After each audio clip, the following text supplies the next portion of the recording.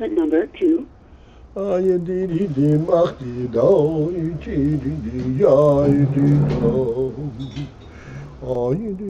Okay, hopefully we'll get across this bridge here.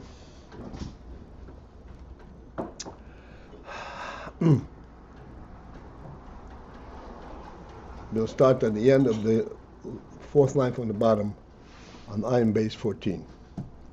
The line starts hamuphlah, which we discussed till now and a lot yesterday. That sovev kol almin is muflah mihoilamus, and at the same time it has a relationship to the worlds. It's called sovev kol almin. It gives content, it gives context.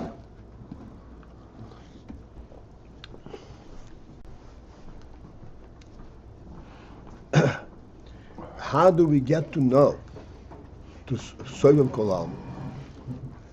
That we know as a result of the fact that we know and we have hasoga in mamala kol almin.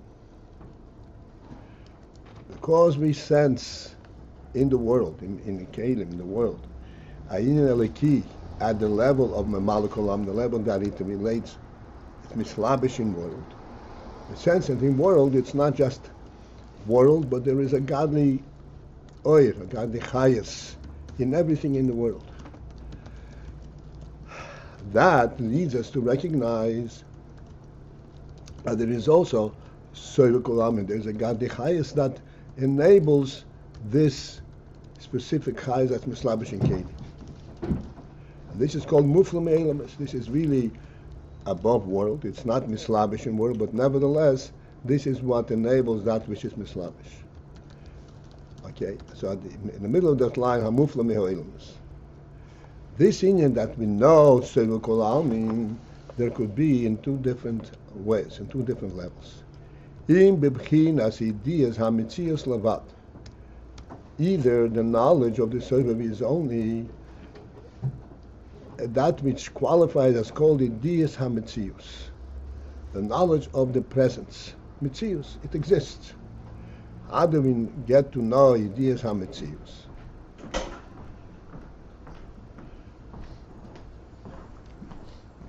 Because even the mitzios of sovev kol almin, let's go back a step. Mamala kol almin, this is something which we can actually observe and experience. We can actually sense the presence of mamala kol almin directly, of the chayas that's mislabish and everything in the world. Such as we pointed out many times, the rain falls down, the pasuk says the rain comes. It's not just water coming. The rain comes to give life to the earth. There's a chayas in it. This is a mamala kol almin. This is something which we can literally recognize and observe on the worldly level. Sovev kol almin, we do not observe on the world. It's not mislabish in world. So therefore, how do we know the mitzias of sovev?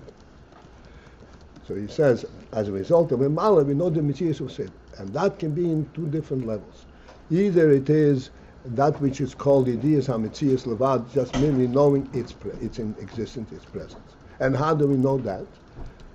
The hain, which means as follows: she'onu yoidim, that we know sheyesh mitzios ho'erin sovev hamuphlah mihoilamus, that there is such a mitzios, such a presence of Ayin sovev that is really muflah, that is above and remote from world. And how do we know that if it's muflah mihoilamus? That we know from because of the fact that there is mamala kol almin. Sha'arei muvah, since that it is readily understood, self-understood. Sheho atzmus de Ayin sovev, that the atzmus of Ayin sovev, eine biyerech lehislabish b'oilamus, is not in proximity to be mislabish, to be contained, to be effective in words. As we said before, that Memalo Kolaman means that there is a godly hislapshus in the world. Something that can actually be recognized in the world from a worldly perspective, limited to the worldly function. This is hislapshus ba'ilams. This hislapshus ba'ilams has a source. It is not merely that which is entirely worldly, as we said before. Worldly essentially is like water coming down. Water coming down has nothing to do with chayas. But we understand that the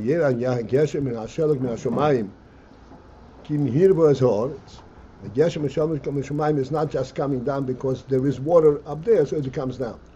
But there is a function and a purpose and a meaning to the coming down. It satiates the earth. This Inyan, that there is a kind of a meaning to this rain coming down. Who provides this meaning? Who provides this chayas, that there should be this kind of an intent to give chayas to the world? This is Ayin safe. This is the overall chayas that there is, that everything has a chayas, and that's why there is a chayas even on a more specific level. This Inyan that there is chayas, everything has chayas.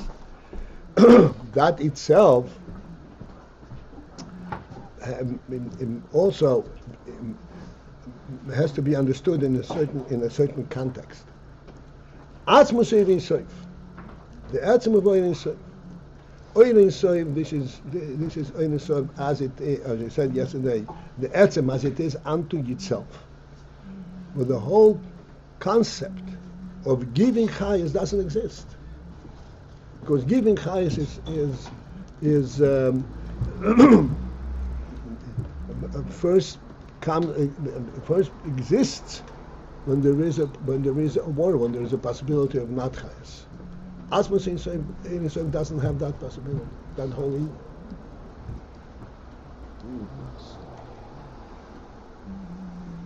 As we say all the time, in a mashal from the sun itself is etzem behiri. Etzem behiri means that from the sun's perspective, darkness does not exist.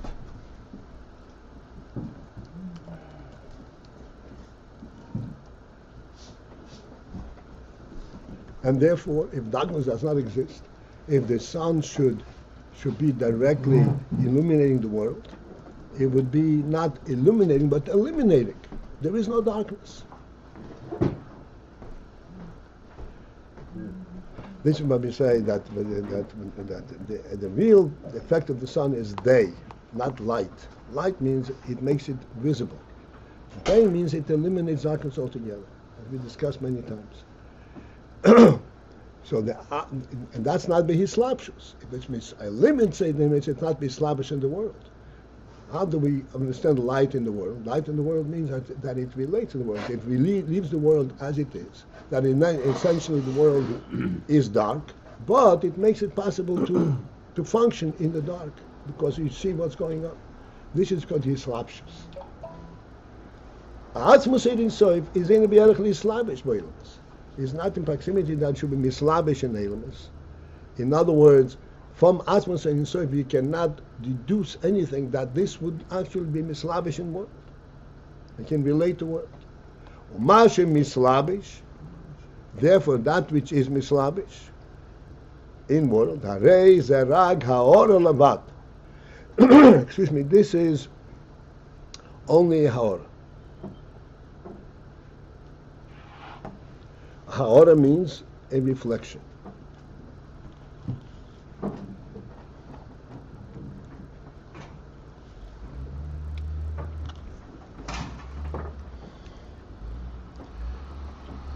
Now, Atzmus Ayin Sof, which is the Etzem Ayin Sof as it is unto itself.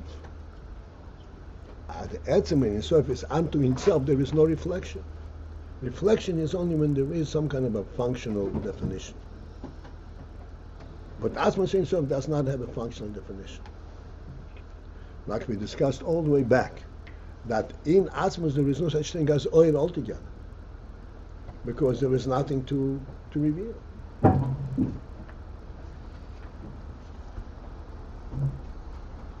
So therefore, this which is the Slavish world, this is only a ha'ora. And if it is a ha'ora, im kein behechlech, therefore it is imperative, it is logical imperative, sheyesh lo zeh mokir, that this ha'ora has a source. Since ha'ora is a reflection of something, which means ha'ora is not a standalone truth, it reflects something.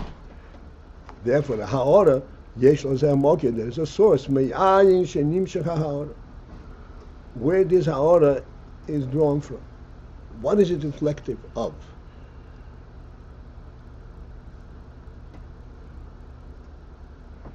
Therefore, you come to recognize and conclude, since that there is a ha'ora of chayus in the world, that means that there is the sovev kolamin, there's the oyer ein sovev, from which this ha'ora is nimshach.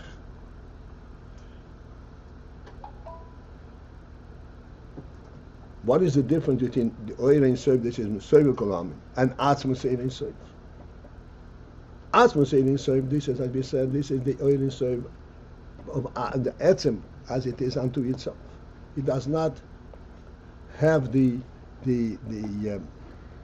element of illuminating, of giving chayes to the world, of any kind, have any kind of an external effect. Then why is it for the One second. As we explained just before a minute ago.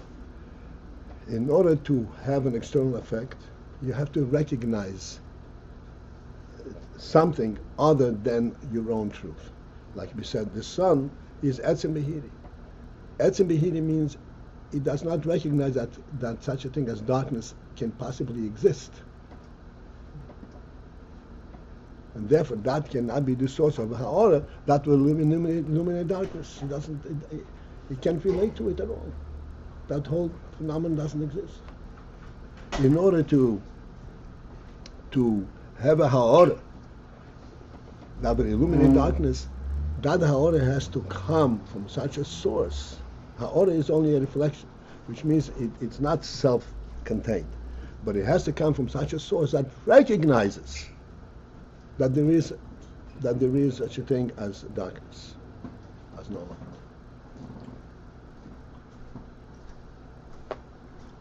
This is what's called the oyer, like the oyer hashemesh. There's the etzem behiri, the sun, and then there is the oyer hashemesh. What does the oyer hashemesh mean? What is the definition of the shemesh? That the shemesh stands for something, it's an etzem. But what does this etzem stand for? It stands for light. In other words, it is not completely devoid of any external definition, recognition. It can be recognized as what? As light. So even though it is in itself, it is a true light, but nevertheless it can be interpreted externally as light, and from this light can come a ha'ora that can illuminate darkness, that can be mislabish in darkness. Because this light already, from this light perspective, there is a cognizance that there is light and darkness. Therefore, from this can be nimshach, a oyer that can be mislabish in darkness. This is what we're saying. That misoiva has sovev. Sovev kolam means that there is such a thing as world, and it contains world. That's sovev. That already recognizes that there is such a thing as not atzmos, but an oyer, and therefore from this oyer comes oyer hasovev that that embraces, as we said many times, the world and gives the world a context, a place to be.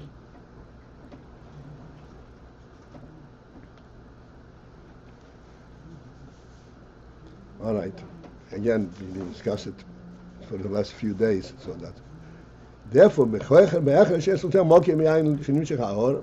that becomes an logical imperative that there is a source whence this Macha'or is Nimshach. That tells us, even though we don't have a direct recognition, a direct cognizance, and a vision of this sovev, because it's above worlds, is, but the logic tells us that there is such a thing. And what's the mukkar of the Ara sovev? Huh? What's the mukkar of the Ara sovev? This is the Ara sovev. Yeah, but what's the mukkar of the Ara sovev? The mukkar for the earth sovev. Yes. What's the mukkar for earth sovev?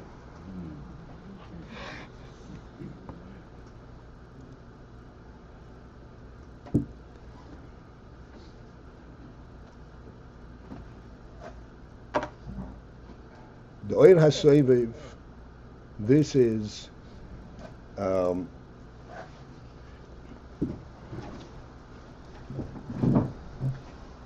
we said before, clearly all Oyer comes from the fact that there's a Rotzen Eliki to be Nizgal.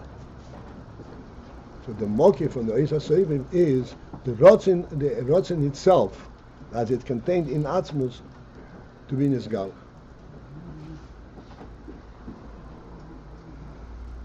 This it does not. Is that the atmos of Oyer Ein Sof? That Rots. No, that's not the atmos Ein Sof. That's the Rotzein that comes from it. As we explained many times before, in Ein Sof there is no Oyer. In atmos Ein Sof there is no Oyer. but atmos wants to make Oyer. This is very for weeks I've been discussing it. Even though this is making oil, creating oil, but the oil was created in an oil quality, and it is oil, not a koyak, not a mitzias, and therefore it has a connection. What? Is that or being called atmos of Oyer Ein Sof? No, that's created by Atzmos Ein Sof. What is called atmos of Oyer Ein Sof?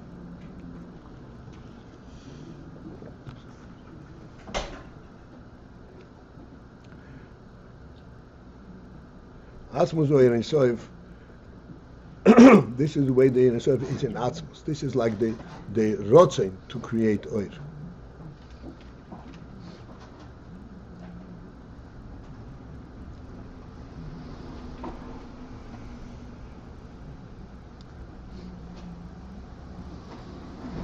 And then there is the Oyer that's created, and then there is a Ha'ora of that which is the effect of this is the sovev kolam. Since it's ha'ora, therefore it has to be the oyer. But this knowledge of the oyer is remote. In other words, there is no direct knowledge of what it is. There is only a knowledge of its presence. Mehechrech, it's a logic imperative that it has a mokir.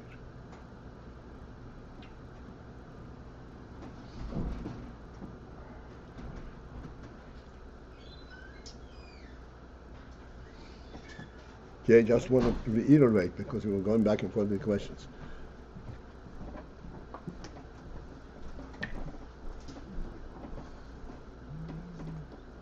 The oil that mislabish in elements, that's the oil hamemali, is an oil that clearly identifies with world. And we explained what that means. That it can relate to the limits of world, like we said the example that in the world, two places are two different areas. In order to get from one place to another place, you have to actually act to come from place to another. You can't just be there because you want to be there. This is the limit of world. To relate to that concept, that to go through the process, to the worldly process, in order to accomplish something, this is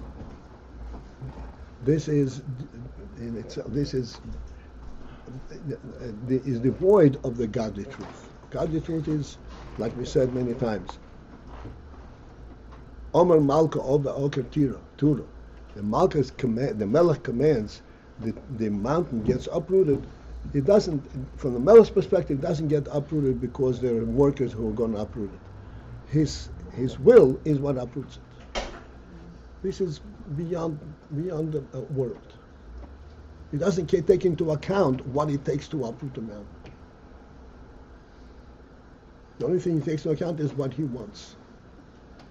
This is the Melech. This is hamuphlah me'olam.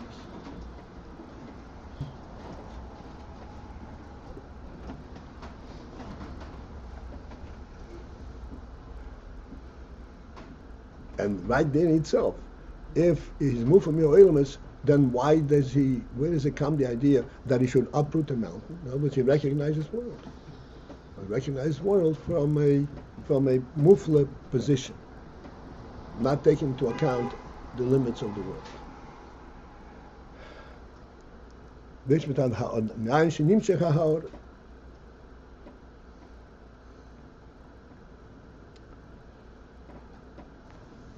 And this is the sovev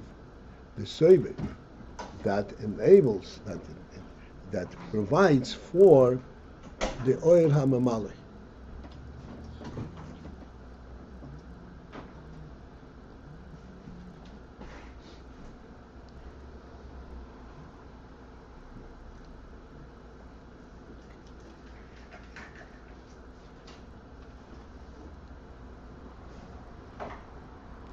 Is this like wanting to move the cup, or wanting the cup to be over here, and then actually moving it? Right. I mean, since then we went through many different. Okay. Yes. But the point is that it's mislavish in actual worldly limits.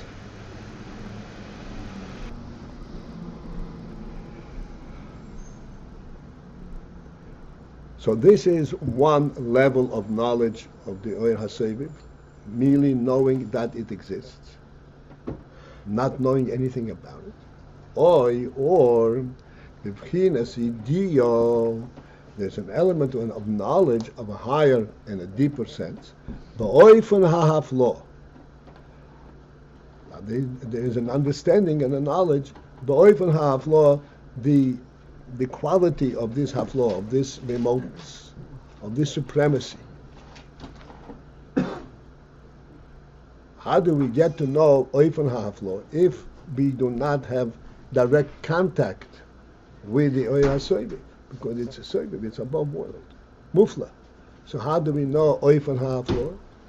V'li'achar sheyoidim u'masigim es ha'oyer habo b'bchinas islapshus, which means that once we get to the point of knowing u'masigim and actually comprehending and understanding the significance and the oil element that bo b'bchinas islapshus, that is mislavish and that is actually gets involved in world.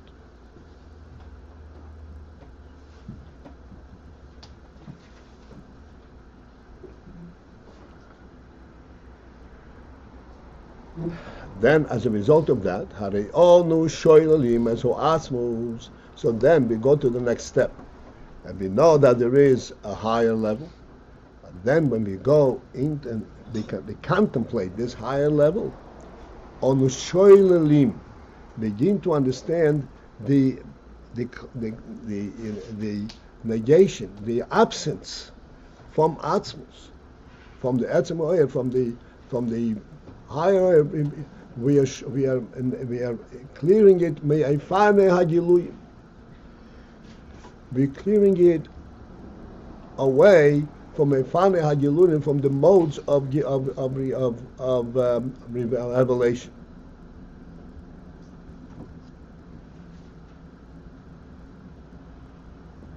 Like we said just a moment ago,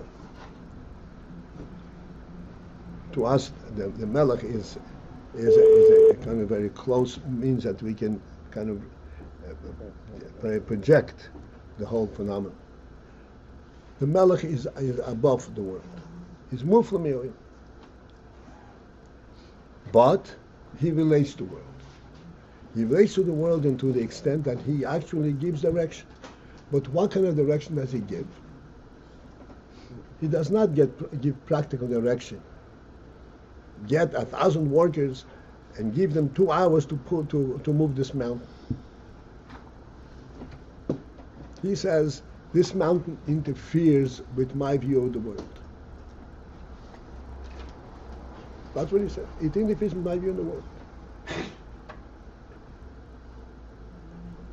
Which means that the Melech has a view of the world, of his world. But the Melech, this is his projection of what the world should look like. And this mountain has no place in there. Therefore, as a result of that, the mountain doesn't exist. But it does exist. It has to be, in order to be translated on the worldly level, it has to go a step lower and actually be removed.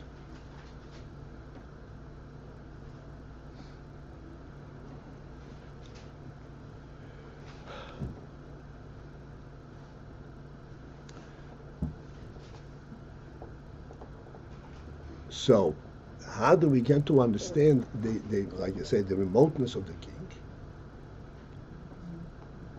We get to understand the remoteness of the king in just in this manner as we just now described.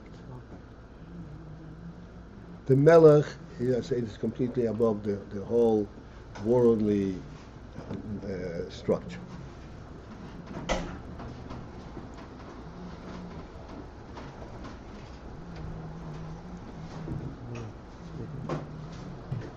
Like, for example, if the Melech needs to go from place to place, and there is a mountain in the middle, he doesn't go around the mountain. He goes straight through.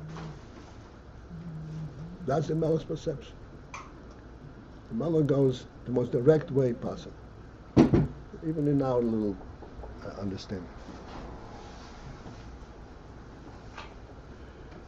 This Ayin, that the Melech goes in the most direct way possible, that is already recognizing the Melech from a worldly perception.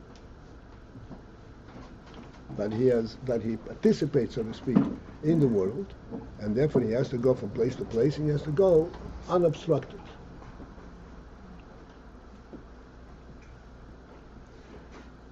This is called his lapsus. That he's mislavish in the world, and the world has to be in a certain way. Then he has to go from one place to place, and it should be unobstructed. This is called his lapsus in the world. Once we recognize the Oyer hamislavish, then we start going deeper and understanding what is the actual thought that's taking place in the Melech himself. The actual force? Thought. What is the sense of reality that the Melech perceives? Even hamuphlah. Even hamuphlah means okay.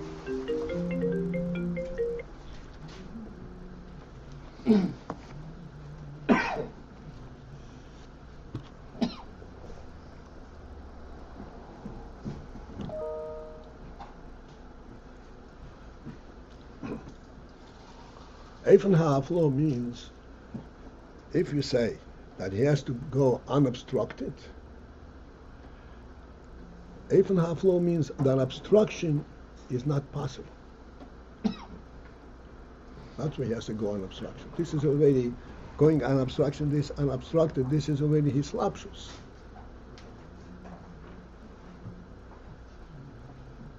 And when you start thinking deeper, why does he have to go unobstructed? Because he is at a level where obstruction is not possible. Now, Chassidus explains that from a Melech's perspective, the top general of his army, an army is a necessity in the country. The top general of the army and the foot soldier are of equal level. Can we perceive that?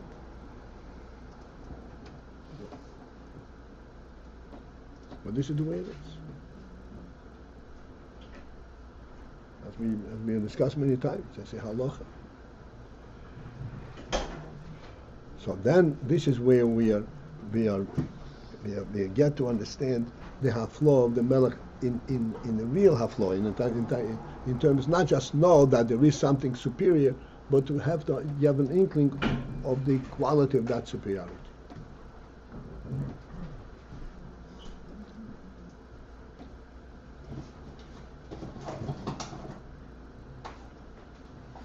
So the last comment was one can sense the quality of that superiority. Right. Referring to the oil that's above world, hamuphlah, and we have an inkling, we have a sense of what it means to be hamuphlah. He does not just, he is not affected by the world, but there is something like we have a sense of what it means to be hamuphlah from world. Even though by the mashal we just said it's kind of beyond us, that for the king, the general, and the foot soldier are equal. Right. And then when we delve into that and say, and we start to understand, what does that mean? What does the king himself sense in this? What kind of quality is this? But he thinks on a completely different level. And that's the sense we have. That's the sense we have. That's right. That's what he says. All right, let's go. I don't want to stop in the middle. We'll come. This is probably the Gio Beif and hamuphlah the in. Thereby we get to have a knowledge in the manner of the hamuphlah of Ein Soiboru, or bebchinas hakora.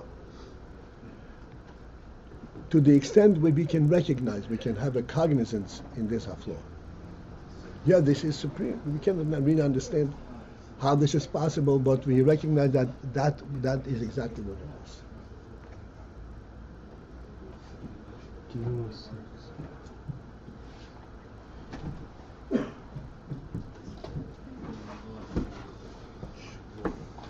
I'll give you a very, very simple, in no time, very simple illustration of the concept that we just discussed before. At our level, you hang up a picture on the wall. And then you see the picture is a little off-center, a little crooked. You go over and correct it. This correction, is this something new, that this is the way it should be, it will be crooked and then it's corrected? Or you perceive it to be straight to begin with? And when it's not straight, something is not right. It doesn't fit your view of what it should be, what it is.